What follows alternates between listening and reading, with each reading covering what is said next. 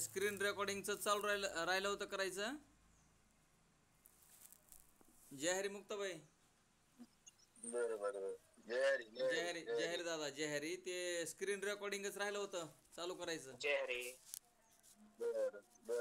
गुरुर् ब्रह्मा गुरुर्विष्णू गुरुर्देव महेश्वरा श्री गुरु साक्षात परब्रह्मेन तस्मेन श्री गुरुरे नमः. तर आजचा आपला दृष्टांत आहे की स्वरूप विस्मरणाविषयी सिंहाचा दृष्टांत. आता हे कसं असतंय की आपल्याला अगोदर दृष्टांत कशासाठी हे ध्यानात घ्यावं लागतंय. आता ते धनगराचा दृष्टांत दिलेला आहे की धनगर समजा एक मेंढ्या सांभाळतोय आणि त्या मेंढ्यामध्ये तो मेंढ्या सांभाळत असताना जंगलामध्ये गेल्यावर त्याला सिंहाची 2 पिल्ले सापडली. त्याच्यापैकी एक पिल्लू त्यांनी आपल्या मेंढ्यामध्ये घेऊन आला आणि तो मेंढ्यामध्ये घेऊन आल्याच्या नंतर तो मेंढ्यामध्येच राहू लागलं ते सिंहाचं पिल्लू. आता सिंहाचं पिल्लू मेंढ्यामध्ये राहावं लागलं, लहानाचं मोठं झालं. काही दिवसांना तो जंगलामध्ये गेल्यावर त्या जंगलातल्या सिंहानं पाहिलं की बाबा आपला एक जात भाई मेंढ्यामध्ये राहतो, म्हणजे आपल्याच खाद्यामध्ये राहतो, पण त्यांना काय करत नाही, म्हणजे खात नाही. असं ज्यावेळेस पाहिलं त्यावेळेस जंगलातल्या सिंहाला आश्चर्य वाटलं की हा आपला जात भाई हा मेंढ्यामध्ये कसं काय राहतो. तर असं ज्यावेळेस त्याला वाटलं त्यावेळेस त्यांनी त्याला एक म्हणजे आरोळी दिली किंवा हाक मारली की बाबा तू अरे जात भाई तू आणि मी सारखा आहेस. त्या मेंढ्यांचं लक्षणं वेगळे आहेत, माझे लक्षणं वेगळे आहेत, माझ्या लक्षणासारखी तुझी लक्षणं आहेत आणि तू या मेंढ्यामध्ये कसा राहतोस वगैरे असं समजून सांगितलं. पण त्यांना खात्री झाली नाही. म्हणून खात्री करण्यासाठी त्यांनी एका तळ्याच्या ठिकाणी गेल्यावर ते म्हणे माझा चेहरा बघ. तळ्यामध्ये असं पाण्यामध्ये पाहिलं. ते म्हणे तुझा बी चेहरा बघ, माझा बी चेहरा बघ. म्हणजे मी आणि तू सारखा आहेस आणि मेंढ्याची लक्षणं आणि तुझे लक्षणं जुळत नाहीत एकूणमेकाशी. मग तू मेंढ्यामध्ये कसा राहतो ते आपलं खाद्य आहे, परंतु किती जरी समजून सांगितलं तरी त्या मेंढ्यातल्या सिंहाला वाटत होतं की मी मेंढाच आहे किंवा एखाद्या वेळेस मी मोठा मेंढा असेन. अशा प्रकारचा त्याला त्याचा भ्रम झालेला होता, अध्यास झालेला होता. तो भ्रम काढण्यासाठी ज्यावेळेस त्यांनी त्या नदीच्या तलावाच्या काठावर जाऊन त्याला ज्यावेळेस दाखवलं की बाबा ही लक्षणं तुझी आहेत, मेंढ्याची लक्षणं आणि तुझी लक्षणं एकूणमेकाशी जुळत नाहीत, आणि त्यावेळेस त्याला खात्री झाली की आपण सिंह आहोत. आणि मग तो सिंह त्याने काय केले त्याच्याबरोबर मग जंगलामध्ये म्हणजे बरोबर त्याच्या गेला. आणि आता इथून पुढं जर माझ्यासमोर जर त्या मेंढ्या वगैरे आल्या तर मी त्यांना खाऊन टाकीन असं त्याला म्हणजे ज्ञान झालं. कशामुळं तर त्या जंगलातल्या सिंहानं या सिंहाला ज्ञान सांगितल्याबरोबर. हा दृष्टांत कशासाठी असतो? दृष्टांत फक्त कळण्यासाठी असतो. तसं श्री गुरु म्हणतात की बाबा तुम्ही सच्चिदानंद आत्मा ब्रह्मरूप आहात, पण असं किती जरी सांगितलं तरी ते आपल्याला पटत नाही. ते म्हणतात बाबा तुमच्या देहाची जी लक्षणं आहेत, इंद्रियाची लक्षणं आहेत, इंद्रियरूपी मेंढ्या आहेत आणि त्यांची संगती आपल्याला, जसं जंगलातला सिंह पिल्ल्याला मेंढ्याची संगती लागली त्यावेळेस तो मेंढ्यामध्ये राहू लागला आणि मेंढाच मी असं म्हणू लागला, तसं हा जीवसुद्धा अनादिकालापासून देहाच्या संगतीमध्ये राहू लागला आणि देहाची इंद्रियरूपी मेंढ्या त्यांच्या संगतीला राहून तो मी देहच आहे किंवा हे इंद्रियच मी आसन किंवा हे स्थूल देह, सूक्ष्म देह, कारण देह, महाकारण देह हेच मी आसन अशी कल्पना करून देहालाच मी म्हणून बसू लागला. त्यावेळेस त्याच्या पुण्याईनं ज्यावेळेस त्याला सद्गुरू भेटतात आणि ते सद्गुरू सांगतात की बाबा तू देह नसून स्थूल देह तू नाहीस, सूक्ष्म देह तू नाहीस, कारण देह तू नाहीस, महाकारण देह तू नाहीस, या सर्वांचा प्रकाशक सच्चिदानंद आत्मा ब्रह्मरूप आहे असं त्यांना किती जरी वेळेस त्यांना सांगितलं तरीसुद्धा मनुष्याला आपल्याला साधकांना काय होत नाही की पटत नाही बाबा की आपण देव आहोत म्हणून. सच्चिदानंद आत्मा ब्रह्मरूप आहोत असं आपल्याला किती जरी सांगितलं तरी पटत नाही. त्यावेळेस सर्व लक्षणं, आत्म्याची लक्षणं ब्रह्माच्या लक्षणाशी जुळतात. आत्म्याची लक्षणं ब्रह्माच्या लक्षणाशी जुळतात आणि ज्यावेळेस ते गुरुनी जुळवून दाखवले आणि त्यावेळेस मग खात्री झाल्यावर म्हणतो की आता मी सच्चिदानंद आत्मा ब्रह्मरूप आहे. तर एवढ्याच करता हा दृष्टांत आहे. दृष्टांताचा सिद्धांत असा आहे, मी शॉर्टमध्ये तुम्हाला घेतलेला हा दृष्टांत. तर एवढं कळण्यासाठीच हा दृष्टांत आहे, डोक्यात ठेवा बघा. की आपण सच्चिदानंद आत्मा ब्रह्मरूप आहोत, आपण आत्मस्वरूप आहोत, आपण द्रष्टा आहोत, आपण साक्षी आहोत, एवढं कळण्यासाठी हा दृष्टांत सांगितलेला आहे. मग आपण देहाचे द्रष्टा असताना सुद्धा आपल्याला वाटत नाही की आपण द्रष्टा आहेत, साक्षी आहेत म्हणून ते आत्मस्वरूपाचं ज्ञान होण्यासाठी हा दृष्टांत सांगून सिद्धांत सांगितलेला असतो. आणि आपल्याला सिद्धांत फक्त घ्यायचा असतो, दृष्टांताशी काही आपल्याला देणं घेणं नसतं. परंतु आपल्याला व्यावहारिक सत्तेमधले दृष्टांत दिले तर परमार्थी सत्ता कळत असते, म्हणून आपल्याला दृष्टांत दिलेले असतात. तर म्हणून ते म्हणले की हा दृष्टांत झाल्याच्या नंतर पुढं आपल्याला त्यांनी एक आंधळ्याचा दृष्टांत घेतलेला आहे, आंधळ्याचा. तर म्हणतात ज्या अर्थी जीव स्वतःचे खरे स्वरूप विसरून, पण तुम्ही म्हणता की बाबा हे स्वतःचं स्वरूप जर नाही ओळखलं तर आपल्याला काय होईल? तर काय होतं, तर ज्या अर्थी जीव स्वतःचे खरे स्वरूप विसरून देहाच्या ठिकाणी अध्यास करतो. आता देहाच्या ठिकाणी अध्यास करतो म्हणजे भ्रम होतो आपल्याला की देहच मी आहे असा अध्यास करतो. त्या अर्थी त्यास 84 लक्ष योनी वारंवार फिरणे आणि पुन्हा पुन्हा जन्ममरण भोगणे कसे भाग पडते त्यांनी एक दृष्टांत दिलेला आहे. म्हणजे किंवा आपल्याला पुन्हा पुन्हा कसा जन्म घ्यावा लागतो आणि पुन्हा पुन्हा कसं मरावं लागतं याच्यासाठीच त्यांनी एक दृष्टांत घेतलेला आहे. दुसरा दृष्टांत आहे आंधळ्याचा दृष्टांत. आता जो एक आंधळा मनुष्य आहे, तो आंधळा मनुष्य त्याला एके दिवशी अशी इच्छा झाली की आपण गावाच्या बाहेर जावं, अशी त्याला इच्छा झाली. आता गावाच्या बाहेर जायचं, पण आंधळा असल्यामुळे त्याला दिसत नव्हतं. तर पूर्वीची गावे अशी होती की त्या गावाच्या चौकून साईडला कटडा बांधलेला असायचा आणि एक येस केलेली असायची, येस. आणि त्या येशीमधूनच जाणे येणं करावं लागायचं सर्व गावाला. तर त्याला बाहेर जायचं असल्या कारणानं आता इथून कसं बाहेर पडायचं म्हणून त्यांनी ज्यावेळेस विचारणा एक जणाला केली त्यावेळेस त्यांनी सांगितलं की भिंतीच्या कठड्याला धरून चालत राहा आणि जिथे दरवाजा येईल तिथून बाहेर निघून जा. मग त्यांनी त्या आंधळ्या मनुष्यानं तसं करण्याचा प्रयत्न केला, कठड्याला धरायचा आणि कठडा धरून धरून चालू लागला. ज्या वेळेस बघा त्याला म्हणतात योगायोग, असा योगायोग यायचा की ज्यावेळेस दरवाजा यायचा त्यावेळेस त्याच्या अंगाला खास सुटायची, त्याला गचकरण झालेलं होतं, गचकरण. आता त्याला गचकरण हा रोग झाला असल्यामुळं त्यानं काय करायचं, दरवाजा ज्यावेळेस येईल म्हणजे असा म्हणजे योगायोग असा यायचा की ते दरवाजाच्या समोर आला की त्याला अंगाला खाज यायची आणि खाजवीत तेवढा दरवाजा जाईपर्यंत तो पुढं जायचा चालून 4 पावलं. आता 4 पावलं पुढे गेला आणि हात लावला की पुन्हा कटडा लागायचा. अशा पद्धतीनं त्यानं कितीतरी चक्रा मारल्या, पण ज्या वेळेस दरवाजा येईल त्या वेळेस त्याच्या अंगाचं गचकरणाची खास सुटे. म्हणजे याला म्हणतात बघा, जी आपली जशी करणे वैशी भरणे, नेमका आपल्याला देवदेव करायच्या टायमालाच जसं आपल्याला नको वाटतं किंवा आवड निर्माण होत नाही किंवा आपल्याला टाईम मिळत नाही, असे जे काही आपल्याला होतंय ते तसा योगायोग असतो. मग आपल्या कर्मामुळं, आपल्या अज्ञानामुळं आपल्या पाठीमागं लागलेले जन्म मरण, मग हे संपविण्यासाठी आपल्याला इकडे यायचं. परंतु त्या आंधळ्याला जसं दरवाजापाशी आल्यावरच काय व्हायचं, ते त्याच्या गचकरणाला खास सुटायची आणि तो दरवाजा पडून जायचा आणि मग पुन्हा बार. आता तुम्ही सांगा, गावाच्या भोवती काय नसतं, गावाच्या भोवती नाल्या असतात, नाल्यामध्ये काचं पडलेल्या असतात, सर्व घाण असते आणि तो फिरता कितीतरी वेळेस त्या नाल्यामध्ये पडला, हातापायामध्ये काटे मोडले, काचं मोडले आणि अशा पद्धतीचं त्याला बार असणारं त्या गावाच्या भोवती फिरून त्याला अत्यंत भयानक त्रास झाला. त्याप्रमाणेच आपल्याला जोपर्यंत हे परमात्मा स्वरूपाचं ज्ञान होत नाही तोपर्यंत आपल्याला जन्ममरण चुकत नाही. यासाठी आपण सच्चिदानंद आत्मा ब्रह्मरूप आहोत असं ज्ञान समजून घेण्यासाठी,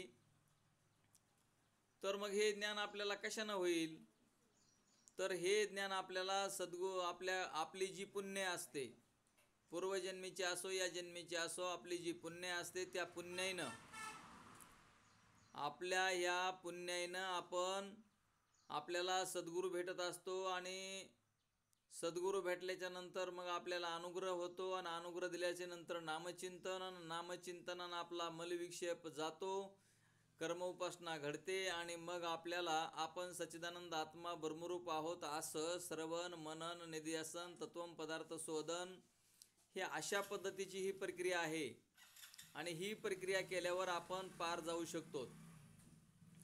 मग आंधळ्याला जर बाहेर पडायचं आहे तर त्याला त्या येशीतूनच बाहेर जावं लागेल.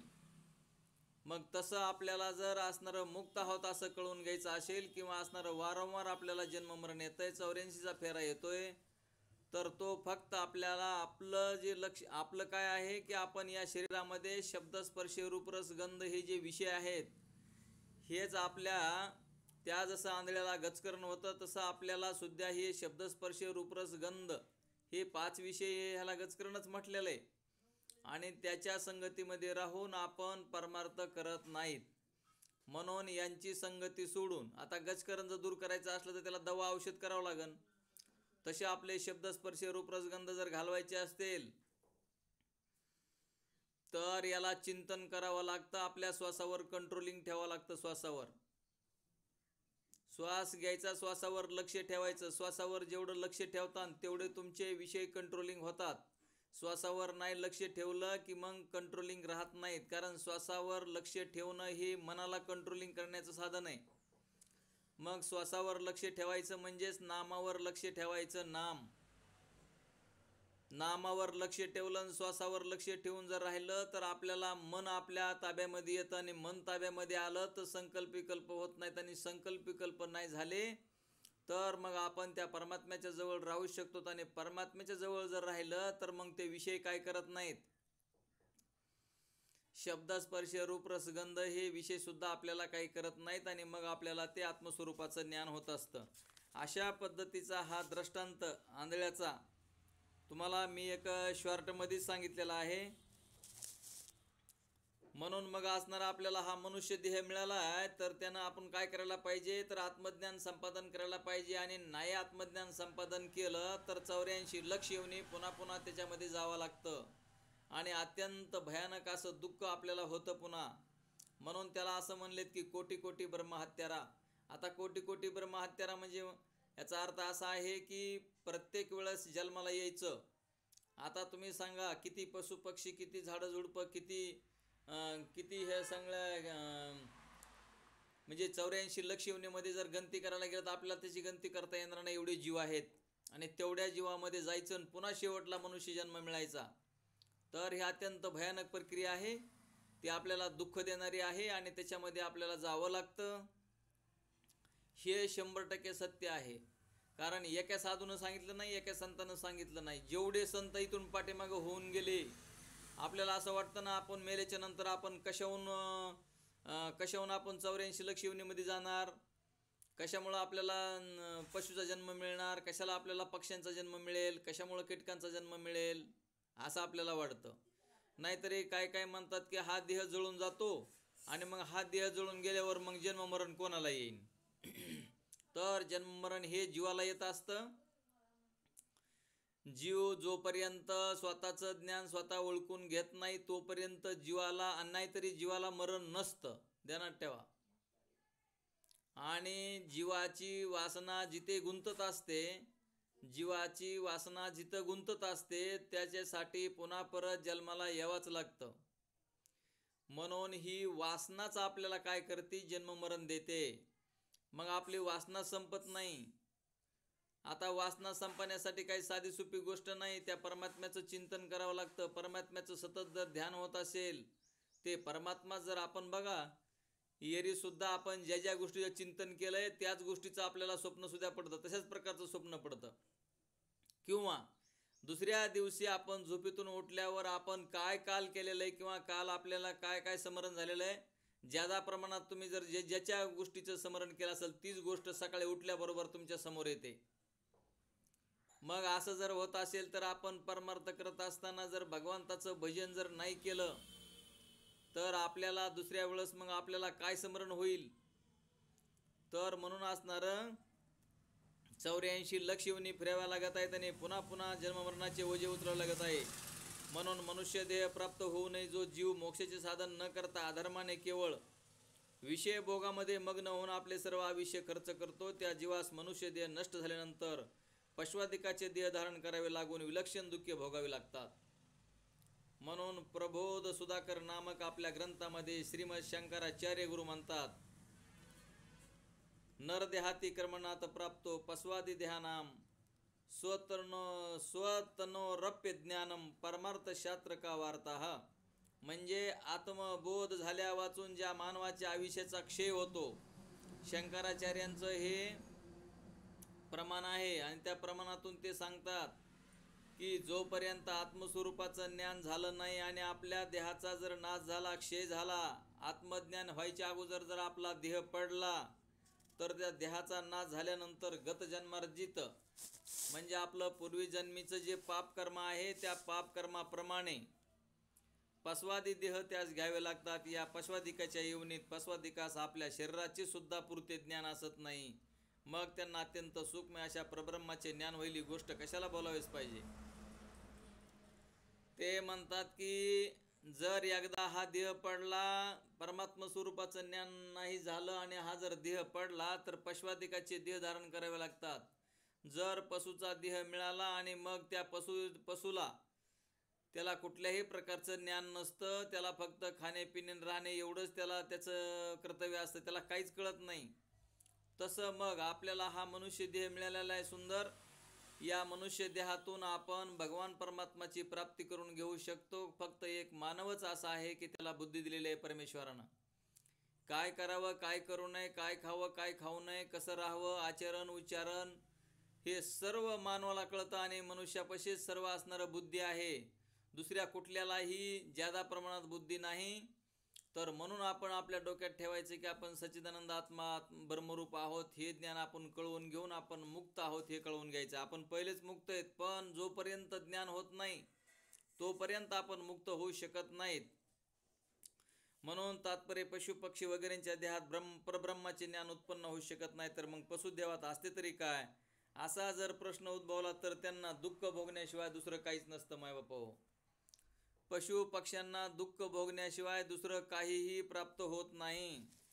मग त्यांना तुम्ही सांगा, बैल, उंट, गाढव, हत्ती, रेडा इत्यादी पशुपतीचे जन्म जर शरीर मिळाले तर मग तुम्ही सांगा त्यांची काय परिस्थिती आहे. ते त्यांना खावायला बरोबर मिळत नाही. मालक त्यांना असणारं त्या म्हणजे शेतामध्ये कामाला झुंपतो. मग त्यांना पाणी पाजलं काय, त्यांना खायला दिलं काय, नाही दिलं काय, ते कधी मागणी करत नाहीत. आणि मागणी केली तरी त्यांना ते जवळ नसतो मालक.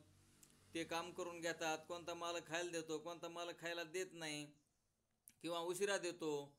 मग असणारं त्यांना दुःख भोगण्याशिवाय दुसरा काही पर्याय नाही. म्हणून ते दुःखातून आपल्याला जर वाटत असेल की आपली या दुःखातून मुक्तता व्हावी, तर दुःखातून मुक्त व्हायचं असेल तर परब्रह्म स्वरूपाचं म्हणजे आपल्या आत्मस्वरूपाचं ज्ञान करून समजून घेणं अत्यंत गरजेचं आहे. म्हणून ते म्हणले की बाबा, उपजे ते नाशे नासले पुनरपि दिशे, हे घटिका यंत्र जैसे परब्रह्मेगा. माऊली ज्ञानोबराय सुद्धा ज्ञानेश्वरीमध्ये म्हणतात की जसं घटिका यंत्र असतं म्हणजे घड्याळ असतं. समजा आजचा काटा 12वर आला, उद्याच्याला तिथं 12वर काटा येणारच आहे. तर म्हणून ते म्हणले की तसं जीव जन्मायचं आणि मरायचं, जन्मायचं आणि मरायचं, हे जोपर्यंत आत्मस्वरूपाचं ज्ञान होत नाही, आपण स्वतःला ओळखत नाही, तोपर्यंत हे चुकू शकत नाही.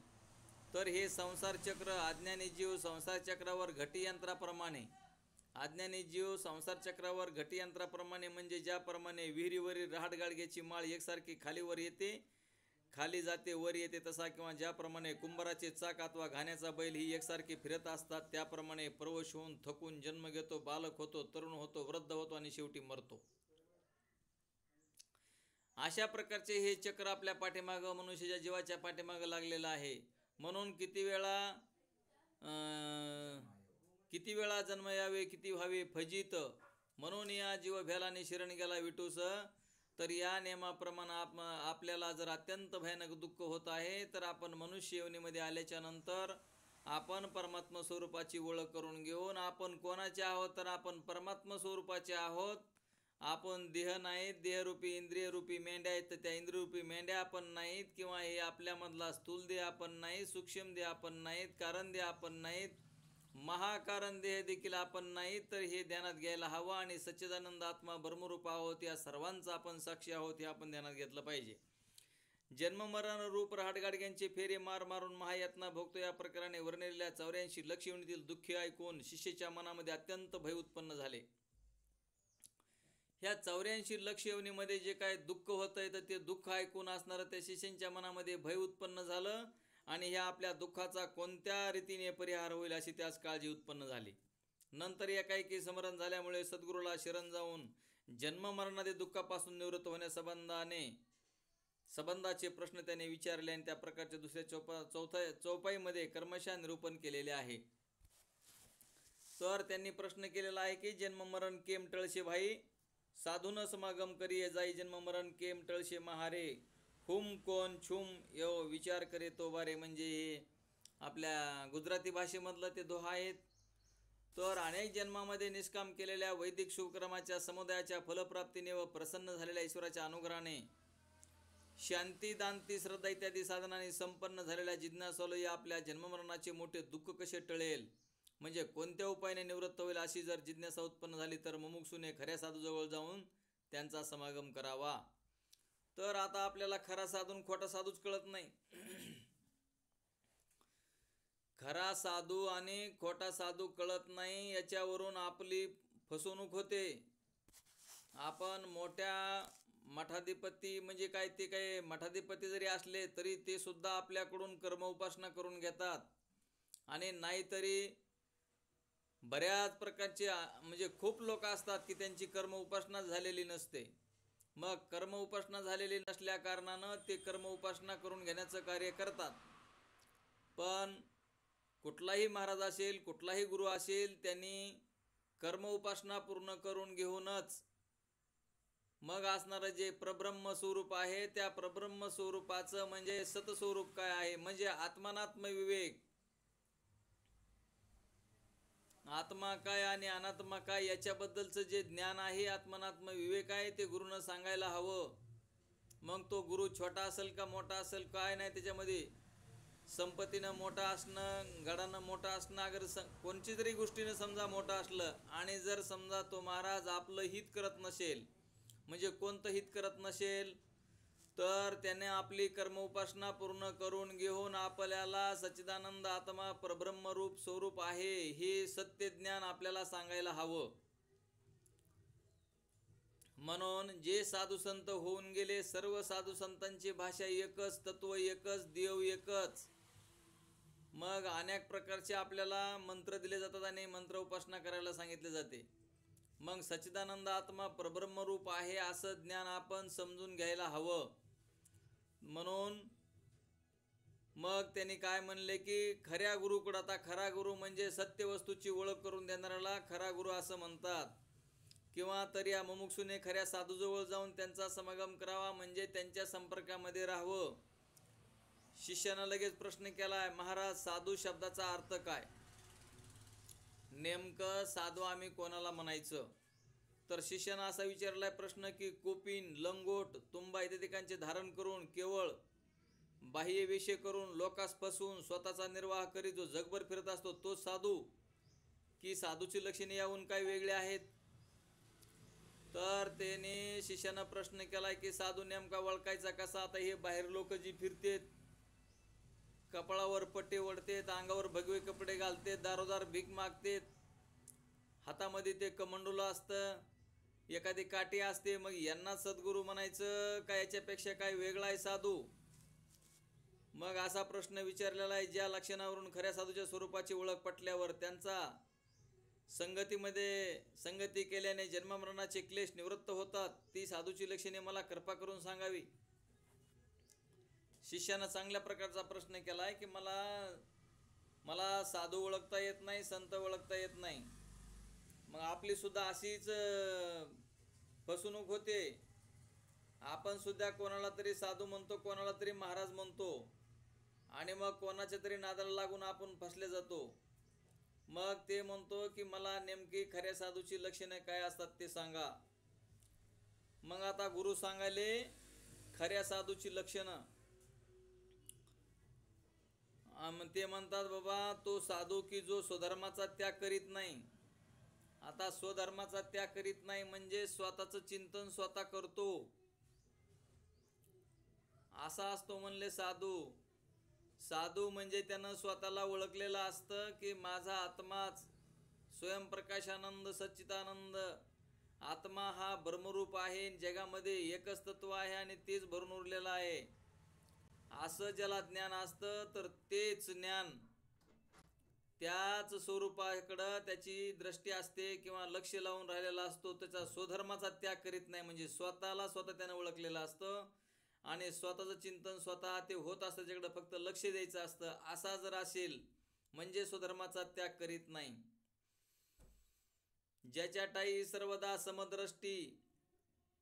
आता बघा, आपल्याला असं वाटतं की बाबा साधूकडं समदृष्टी असते. समदृष्टी असते याचा अर्थ आहे सर्व जगामध्ये जेवढं दृश्य असतील, जेवढे जीव असतील, त्यांच्यामध्ये आत्मा भरून उरलेला आहे, परब्रह्म भरून उरलेला आहे, याला म्हणतात समदृष्टी. समदृष्टी म्हणजे गुरु असले, आता गुरुला अंतःकरण असतं, जे परमार्थामध्ये येऊन समजा नामचिंतन करणार नाही, शास्त्र पाहणार नाही, त्यांना हे कळणार नाही. मग असणार त्यांना जर नाही कळालं तर त्यांचं हित होणार नाही. म्हणून ते असणार गुरु सुद्धा कधी कधी रागवतात, कधी रागवून सांगतात. पण गुरुने जरी रागवलं तरी ते आपल्या हितासाठी रागवत असतात, पण हे आपल्या ध्यानात येत नाही. जे शाळेमध्ये सुद्धा शिक्षक असतात, गुरु असतात, ते सुद्धा रागवतात, ते आपल्या हितासाठीच रागवत असतात. तर ते सुद्धा आपल्या हितासाठीच रागवत असतात. तर मग त्याच्यामुळं आपण आपलं हित करण्यासाठी गुरुनं सांगितलेलं, म्हणजे गुरुनं काय सांगितलेलं, आपण चिंतन केलं पाहिजे आणि मग असणारं चिंतन करून आपल्याला जे ज्ञान सांगताय त्याचं श्रवण मनन निध्यासन केलं पाहिजे. तर समदृष्टी, मग आता तो कसा असला पाहिजे? समदृष्टी असला पाहिजे आणि समदृष्टी वैराग्य धारण केलेला असला पाहिजे. शांती, दांती, धैर्य, दया, अदंब, अमान, आक्रोध, क्षमा, अद्वेष, शुचित्व इत्यादी शुभगुण असतात, जे परब्रह्माचं ज्ञान असणार आपल्याला करून देतात. तुमचा आत्माच तुमचा देव आहे, तुमच्यामध्ये जो आत्मा आहे तोच देव आहे. आता तुम्हाला स्वतःच्या आत्म्याकडे लक्ष न ठेवता आपण जर समजा या शरीराकडे लक्ष ठेवून, शरीर हे कोणाचंच राहिलं नाही आणि कोणाचंच शरीर राहत नाही. माय बाबा हो, ध्यानात घ्या, कोणाचंच शरीर राहत नाही. मग शरीर जर राहत नाही तर आपल्याला पुन्हा जर आपल्या वासनेमुळे जर पुन्हा जन्म मरण आलं तर मग आपण काय करायचं? म्हणून आपल्याला पुन्हा पुन्हा जन्मायचं, पुन्हा पुन्हा मरायचं, आपल्या वाटेला येऊ नये. म्हणून अशा सद्गुरूला शरण जाण्यासाठी ते सांगायलेत की बाबा ज्या गुरुकडं वैराग्य असल, शांती, दांती, धैर्य, दया, दंभ, अमान, आक्रोध, क्षमा, अद्वेष, शुचित्व इत्यादी शुभगुण असतात, असा साधू स्वत्रिय वेद व वेदार्थ जाणणारा, असा म्हणजे ब्रह्मनिष्ठ, स्वत्रिय आणि दयाळू अशा 3 लक्षणाने, स्वत्रियचा अर्थ आहे वेदाने वेदार्थ जाणणारा. आता वेद आणि वेदाचा अर्थ म्हणजे साधूनं सांगून ठेवलेले प्रमाण, साधूनं लिहून ठेवलेले ग्रंथ, त्यांचा अर्थ त्या गुरुला लागत असतो किंवा कळत असतो आणि तेच अर्थ तुम्हाला ते सांगत असतात. म्हणजे तो स्वत्रिय असला पाहिजे. ब्रह्मनिष्ठ म्हणजे स्वतःचं चिंतन स्वतः करणारा असला पाहिजे किंवा स्वतःचं स्वरूप स्वतःनं ओळखलेलं असलं पाहिजे. आणि हे जरी 2 गुण असले, जरी त्यांच्याकडं ज्ञान असलं आणि ते दुसऱ्यांना सांगण्याची इच्छा नसेल, दयाळू वृत्ती जर नसेल, तर ते समोरच्यांना कसं कळेल? म्हणून ब्रह्मनिष्ठ, स्वत्रिय आणि दयाळू आणि ही वरी सांगितलेली लक्षणं, स्वधर्माचा त्याग न करता समदृष्टी, वैराग्य, शांती, दांती, धैर्य, दया, दंभ, अमान, आक्रोध, क्षमा, अद्वेष, शुचित्व इत्यादी गुण असतात. असा जर सद्गुरू भेटेल तर तो आपल्याला जन्ममरणातून मुक्त करेल. म्हणून अशा सद्गुरूला शरण जावा असं ते सांगतात. म्हणून म्हणले अशा साधू सद्गुरू म्हणावे, अशा साधूला सद्गुरू म्हणावे व अशा सद्गुरूचा समागम मुमुक्षूने करावा. तर शिष्य म्हणतो, आता हे गुरुनं सांगितलं की असा गुरु पाहिजे म्हणून, आता शिष्यानं पुन्हा प्रश्न केला की आपण सद्गुरूची, साधूची, श्रोत्रिय, ब्रह्मनिष्ठ अशी 2 लक्षणे विशेष करून सांगितली, पण त्यापैकी जर एकच लक्षण जर त्याच्यामध्ये असेल आणि अशा गुरुला जर आपण शरण गेलो तर चालेल का? मग तुम्ही सांगा. ते म्हणतात की बाबा एकच लक्षण असलेल्या गुरुला जरी शरण गेला तरी तुम्ही मुक्त होऊ शकणार नाहीत, कारण आपल्याला काही शंका येत असतात. त्या असंभावना, विपरीत भावना, ह्या ज्या असंभावना, विपरीत भावना आपल्याला निर्माण होतात, त्या शंकाचं निरसन करणारा किंवा शास्त्रामध्ये काय आपल्याला बरेचशा आपल्या मनाला शंका पडतात, त्या शंकेचे उत्तर देणारे आणि प्रब्रह्म स्वरूपाचा अनुभव आणून देणारे म्हणजे शास्त्र माहिती असलं पाहिजे, म्हणजे ब्रह्मनिष्ठ असले पाहिजे आणि सूत्रीय असले पाहिजेत. आता जर समजा गुरु एकाच लक्षणानं जर युक्त असेल आणि अशा एकाच गुरुला जर आपण शरण गेलो तर ते म्हणतात आपण मुक्त होऊ शकत नाहीत. म्हणून ब्रह्मनिष्ठ, श्रोत्रिय आणि दयाळू अशा 3 लक्षणांनी गुरु जर असेल तर अशा गुरुला जर शरण गेलं तर तो आपल्याला संसार समुद्राच्या पार, आपल्याला म्हणजे जन्ममरणाचा संसार जो आपल्या पाठीमागे लागलेला आहे तो आपल्याला पार करू शकतात. म्हणून असणारं अशा गुरुला शरण जावं असं गुरु आपल्याला सांगतात. तर म्हणून असणारं हे आपण ध्यानात ठेवायचे बार बार. हे दृष्टांत कशासाठी सांगितले? स्वरूप विस्मरणाचा दृष्टांत आहे. पुन्हा 84 लक्ष योनीतून आपण वारंवार बाहेर, आपल्या पाठीमागे जे 84 लक्ष योनी लागलेल्या ज्याच्यातून जावं लागतं जीवाला, त्याच्यासाठी हा दृष्टांत आंधळ्याचा दिलेला आहे. आणि आपल्याला स्वरूपाचा विसर पडला, आपण देह आणि इंद्रियरूपी मेंढ्यांच्या नादाला लागलो, ह्यासाठी हा दृष्टांत सुरुवातीचा स्वरूप विस्मरणाविषयीचा दृष्टांत आहे. आणि तिसरा दृष्टांत येणार आहे उद्याच्याला आपल्याला, तर तो स्वदेशी जाणाऱ्या पुरुषाचा दृष्टांत कशासाठी आहे की आपण गुरु कशा पद्धतीचा केला पाहिजे. ब्रह्मनिष्ठ, श्रोत्रिय आणि दयाळू अशा पद्धतीचा गुरु करून त्या गुरुच्या अंडर राहूनच आपण मुक्त आहोत असं आपण कळून घ्यायचं आहे. पण आपल्याला काय होतंय, आपण संसारामध्ये गुंतलेला असल्यामुळं की आपल्याला आता तुम्ही किती जरी म्हणलात का संसार, हा संसार मायबापा हो आपल्या बरोबर येत नाही. आपण कितीही करा तरी आपलेच माणसं आपल्याला की ह्यांनी चांगलं केलंय असं म्हणून कोणी काही खुश नाही आतापर्यंत कोणी कुणावर. तर प्रत्येकाला असणारं दुःख निर्माण होतंय. आणि आतापर्यंत तुम्ही सांगा की केव्हा तुम्ही आनंदीमध्ये होता, केव्हा तुम्हाला सुख मिळालं आतापर्यंतच्या आयुष्यामध्ये? हे सर्व जीवन दुःखामध्ये जातं मायबापा हो. बालपण तर तुम्हाला सांगतो खेळण्यामध्ये जातं, त्या खेळण्यामध्ये काही कळतच नाही. किती जरी दुःख झालं तरी ते तुम्हाला सांगतो सहनच करीत राहतात. तो जीव किंवा ते बालक असणारं किती जरी दुःख झालं तरी सहन करीत राहतं. आणि तरुण झाल्यावर मग असणारा त्याच्या पाठीमागे संसार लागतो. तरुण झाल्यावर संसार पाठीमागे लागतो आणि त्या संसारामध्ये तो गुरफटून जातो. आणि तो संसार करत असताना पुन्हा लगेच त्याला असणारं वार्धक्य येतं. आणि वार्धक्य आल्याच्या नंतर मग पुन्हा म्हातारपणी तुम्हाला माहिती आहे आपल्याकडे असतेत आजोबा आहेत, म्हणजे म्हातारे माणसं जेवढे ज्यांचं वय झालेलं आहे ते काय म्हणतात ते माहिती आहे तुम्हाला. आता डोकं दुखतंय, आता कंबर दुखते, आता हातपाय दुखतेत, आता मी काय करू, आता जेवण जात नाही, मला काय आता बरंच वाटत नाही वगैरे वगैरे आपल्याला ऐकायला भेटतं मायबापा. आणि सर्व मी आणि माझं केलं असल्यामुळं जन्मभर मी करतो माझ्यामुळं होतं असं जे जन्मभर झालेलं आहे मायबापू आपल्याला. आता मी खरा नसून मी खरा केला आणि माझं खरं नसून आपण खरं करून ठेवलेलं आहे. आणि जे खोटा असून ज्या खोट्याच्या पाठीमागं लागल्यामुळं आपल्याला दुःख होत आहे, तर आपलं एक स्वरूपच तुमचा आत्मा, तुमच्यामध्ये, आमच्यामध्ये, सर्वांच्यामध्ये एक जो आत्मा भरून उरलेला आहे त्याच्याकडं आपलं लक्ष नाही.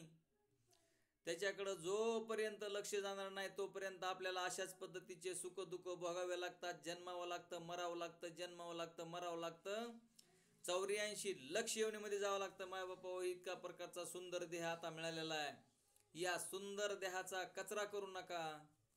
सच्चिदानंद स्वरूप आहे आपल्यामध्ये, त्याच्याकडं लक्ष ठेवा. तुम्ही साक्षी आहात, द्रष्टा आहात.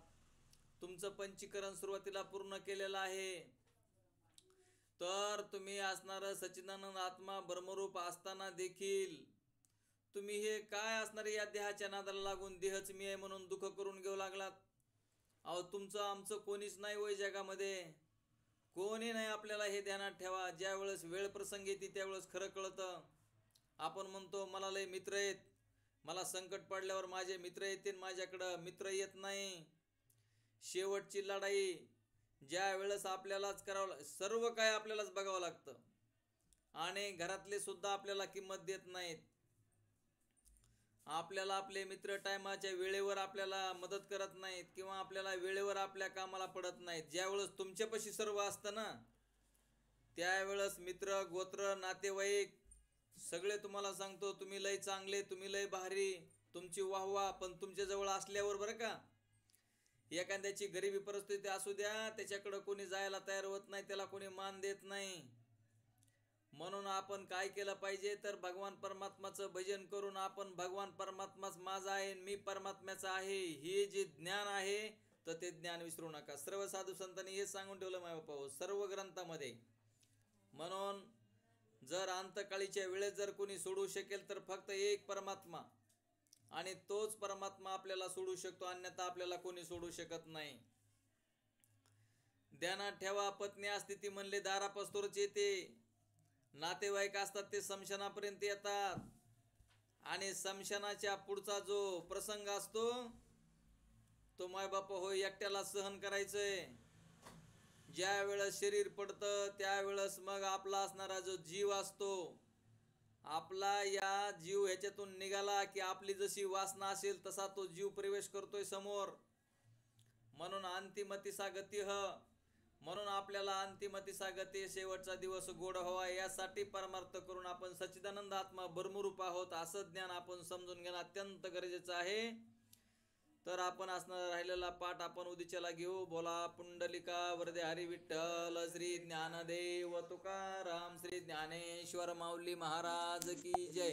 गोपाल श्री कृष्ण भगवान